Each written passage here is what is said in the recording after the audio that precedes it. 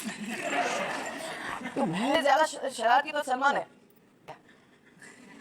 और वो हंस रहे।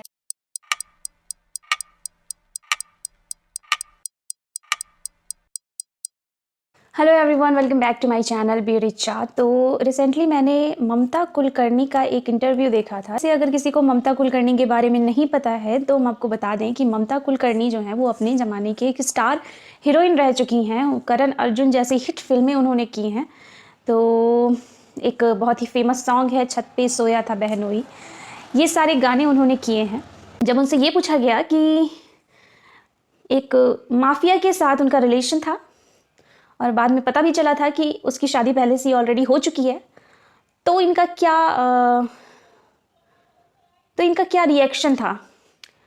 तो उन्होंने कहा कि हाँ, ये बात मुझे पता चली थी और वो जो है जेल चला गया था और उसको जेल से निकलवाने के लिए ही मैंने तब करना शुरू किया था। और जब उनको पता चला था कि उनकी शादी हो चुकी है, मतलब जिसके भी साथ उनका रिलेशनशिप था, तो वो जो है उनको फ़ोन किया उन्होंने और तुरंत ही उनसे ब्रेकअप कर लिया, ऐसा कुछ उनका मानना है। इतनी जो आपकी कुंडली जागृत हुई है, इतनी जो शक्ति मिली आपको भगवान से, इसका इस्तेमाल आपको एक ड्रग माफिया को बचाने के लिए करना था। नहीं, तो मैं वही कह रही हूँ कि उसको बचाने के लिए मेरा ये थी, साधना थी।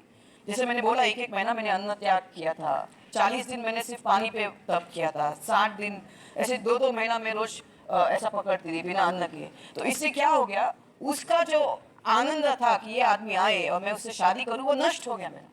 इसी को तो मैं बोल रही हूँ कि 12 लेकिन साल वो तो के शादीशुदा था ऑलरेडी। शायद होगा होगा। लेकिन मैं ये कह रही हूँ आपको कि ब्रह्मचार्य व्रत से मेरा वो नष्ट हो गया, उसको पानी की जो एक। क्योंकि एक इंटरव्यू मैंने पढ़ा कि आपने कहा जब आपको पता चला वो शादीशुदा है तो आपने उसको बहुत डांटा। वो 1996 में था, जब उसने मुझे अप्रोच करना शुरू कर दिया और उसके बाद मुझे समझ में आया किसी और से कि उसकी शादी हो गई थी।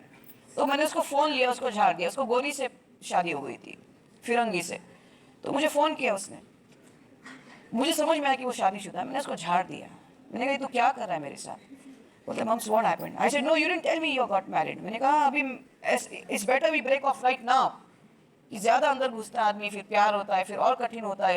तो अगर मेरी माने तो मैंने जब वो इंटरव्यू देखा तो जब भी रजत शर्मा जी उनसे इस बारे में प्रश्न करते थे कि जो है साधु संत या फिर इन सब मामलों से रिलेटेड कुछ भी क्वेश्चन करते थे, तो वो बहुत ही घुमा फिरा के उत्तर देती थी। लेकिन जब उनसे फिल्मों के बारे में पूछा जाता था तो वो एकदम सही सटीक विद स्टोरी के साथ उत्तर देती थी कि आगे पीछे क्या हुआ था। उन्होंने कहा हम ठीक से रिहर्सल नहीं कर रहे थे। नहीं नहीं, एक्चुअली ऐसा हुआ था, मैं आपको पूर्ण बताती हूँ क्या हुआ था उस दिन। एक्चुअली चिनी प्रकाश कोरियोग्राफर थे करण अर्जुन के, और ये दोनों शाहरुख सलमान गए थे शूटिंग पे। मैं अकेली बैठी थी। 1 डेढ़ घंटे के बाद चीनी प्रकाश का असिस्टेंट आता है, ममता जी ठाड़ा। मैंने कहा जी क्या हो गया? बोले आपको मास्टर जी बुला रहे। तो मैं ऊपर गई, तो ऐसे स्टेप्स थे। मैं ऊपर जा रही थी, सलमान यहाँ से जा रहा था, शाहरुख यहाँ से जा रहा था, और दोनों। तो मैं, और कसम से मेरे में चढ़नी आ जाती है ऐसे। तो anyway, मैं चुप बैठी। मैं कुछ नहीं, मैं एकदम सीरियस रह गई। तो मैं गई, और रात का 8 बजे का समय था। तो गई, मैंने कहा मास्टर जी बोलिए क्या है? तो बोलता है ममता, मैंने डिसाइड किया अब ये जो स्टेप है ना दोनों, यू विल डू अलोन। मैंने कहा मास्टर जी क्या बात कर रहे हैं आप ये? और सुबह शूटिंग हुई, फर्स्ट शॉट मेरा। और फर्स्ट शॉट, ये कैमरा लगा था, 3 कैमरा लगे थे। मेरा one take one, okay first shot. और मैं ऐसा देख रही थी, ये दोनों शाहरुख सलमान ऐसी ये थी, क्या उसको बोलते हैं, झाड़ी थी बड़ी। तो उसके बीच में दोनों की मुंडिया ऐसी बाहर, और वो हंस रहे, लेकिन मैं अंदर से नेक्स्ट शॉट इन लोगों का लगा दिया। और मैं बताऊंगी कौन सा शॉट भी है, वो घुटने के ऊपर है, ऐसे दोनों घुटने के ऊपर। आंगन में ये कुछ है, 1 रिटेक 2 रिटेक, ये गिर रहा है, ये खड़ा हो गया, ये ऊपर हो गया, ये नीचे हो गया, ये गिर रहा है, और वो भी 5000 लोग की क्राउड थी। तो जैसे रिटेक और चिल्लम चिल्ली, और दूसरा रिटेक और चिल्लम चिल्ली, और ऐसे 25 रिटेक हो गए। और राकेश जी ने बोला पैकअप, और पैकअप हो गया। हम लोग दौड़े वापस रूम में, और मैंने बोला लास्ट इवनिंग में इन लोगों ने चक्कर किया मेरे साथ, आज मैं इनको अकेला नहीं छोड़ूंगी। समझ में बाकी सब स्टेप्स मेरे ऊपर हो गए। तो ये गए दौड़ के ऊपर, दोनों सलमान और शाहरुख। और मैंने बोला मैं आ रही हूँ, फट से मैंने अपने स्पॉट बॉय को सब दिया, मैंने कहा मैं जा रही हूँ, तो क्या भरोसा मेरे ऊपर ही पूरा गाना हो जाए, दोनों ऐसे ऐसे करके घूम जाए। तो देखा मैंने ऊपर जाके, मैं जैसे आई सलमान ऐसा गया और धाड़ से दरवाजा बंद करके लॉक कर दिया और मैं निकल के आ गई। तो ये कांड हो गया था और कुछ नहीं, यही था। इन दोनों में ज्यादा शरारती कौन है? एक्चुअली इससे ज्यादा शरारती तो सलमान है।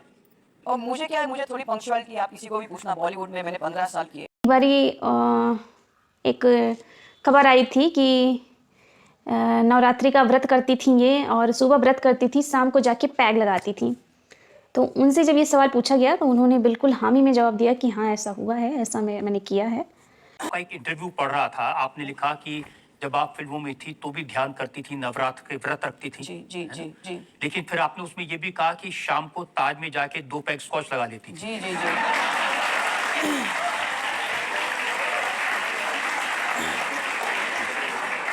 बॉलीवुड जो मेरी लाइफ थी ना, मैं किधर भी जाती थी शूटिंग में, मेरी 3 सूटकेसेस।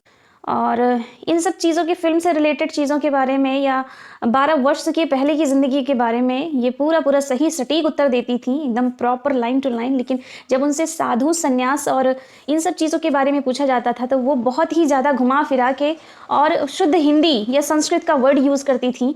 पता नहीं क्यों ये संस्कृत के वर्ड जो है उनके फिल्म से रिलेटेड वाले आंसर में नहीं आते थे। उनमें वो सीधा साधा जवाब देती थी, लोगों को समझ में आ जाए, एकदम आसान सरल हिंदी में। और जब उनसे इधर वाले प्रश्न पूछे जाएं, आध्यात्म की तरफ वाले, तो वो एकदम संस्कृत भाषा का यूज़ करती रहती थी। और रजत जी ने उन्हें बीच बीच में टोका भी गया कि हमें नहीं समझ में आ रहा है, कृपया करके आप ऐसे शब्दों का यूज़ करिए कि हमें समझ में आए।